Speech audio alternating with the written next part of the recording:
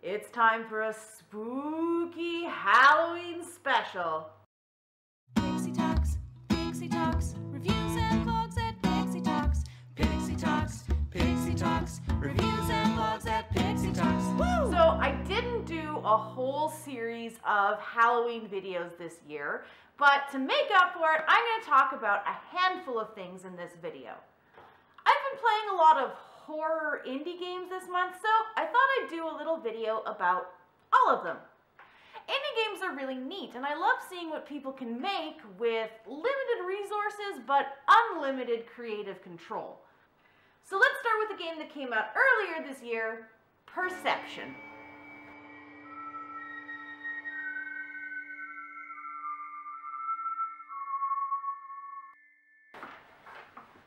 Perception is a game that was crowdfunded via Kickstarter. I was a backer, so I received a copy of the game when it came out in May, and I've just been waiting for Halloween to talk about it. It is visually beautiful and, haunting with its lovingly rendered environments. And it has a rather unique gameplay mechanic. You play as Cassie, a blind woman who has been drawn to exploring a haunted house. You navigate the house with an echolocation mechanic. Making a bit of noise by tapping on objects will reveal more of the house to you for a brief moment as you make your way through it. As you inspect different parts of the house will give you memories of things that went on in it, and the story of the house gradually reveals itself. Now, the catch of the echolocation mechanic is that the more noise you make, the more you are liable to attract ghosts and spirits residing in the house to you. You have to balance between being able to find your way around and not attracting too much unwanted attention. No, what do you want from me? It's a run and hide game, and it very quickly gets your blood pumping as you try to avoid being caught and killed by the ghosts. Now, it's gotten somewhat mixed reviews, most notably for the stories that reveal themselves being somewhat predictable and cliche. It is also paced fairly slowly, as it is quite difficult and time-consuming to navigate your way around the house. I especially found it very frustrating trying to keep track of all the rooms without being able to see a lot around me. It certainly made the experience more frightening, but it makes it very slow to actually unlock more of the story. But it's a wonderfully scary play experience, and although it may not be perfect, I did very much enjoy it. It's available on Steam, and it is well worth playing. And next up is another haunted house game called Faith.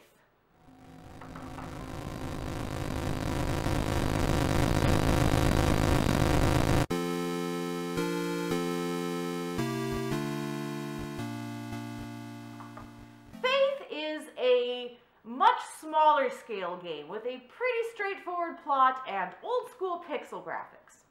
The story is fairly simple and follows a priest who is on his way to complete a failed exorcism in a haunted house.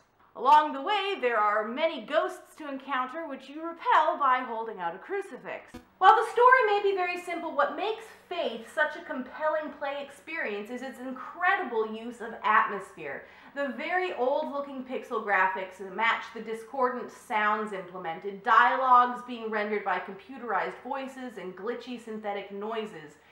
That, added to the ambiguous nature of the graphics, gives the whole thing a surreal and foreboding tonal quality that was really masterfully pulled off. My God, what happened to you? Do you think my face is pretty? It's a free-to-play game and it's rather short, but it has several different endings that you can unlock based on your choices after the climactic showdown.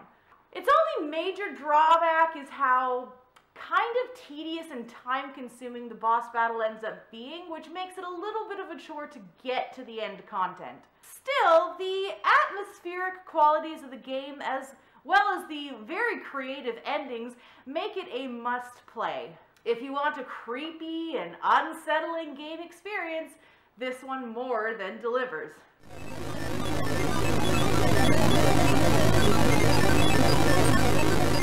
She is here.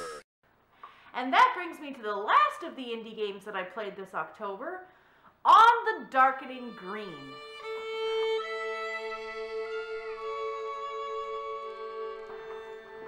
On the Darkening Green is a short visual novel developed for Utah Indie Game Jam 2017. It was created over the course of only 48 hours and won Best Visuals and Best Narrative. As you can imagine, it's really quite an impressive feat of artful game design and storytelling. It is full of absolutely beautiful digital paintings and rich environments.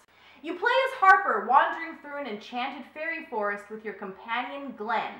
Neither of them remember why they are in the forest, but only that they are traveling together. The two characters encounter a host of different fey creatures and forest dwellers throughout the course of their journey, and you make different decisions at different intervals that will affect the outcome. The game is an intriguingly dark fairy tale reminiscent of things like Spirited Away and Over the Garden Wall. It feels surreal and otherworldly and will stick with you for a long time after you've played. It has 8 different endings that you can unlock, and the endings will leave you pondering its narrative for some time. Less blood-pumpingly scary than the other 2 games that I've talked about here, but more creepy and foreboding. Kind of sits on you heavy.